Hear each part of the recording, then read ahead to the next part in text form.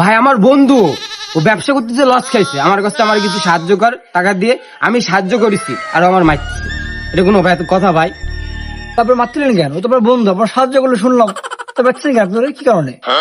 ভাই তাহলে শোনেন, ও আমার টাকা দিয়েছে কি জন্য দেখেন।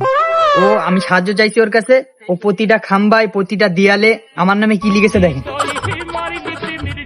10 টাকার তেল 20 টাকার পাটি গুরু, যেখানেই বিচাবো সেখানেই খেলা শুরু, মাত্র 50 টাকা।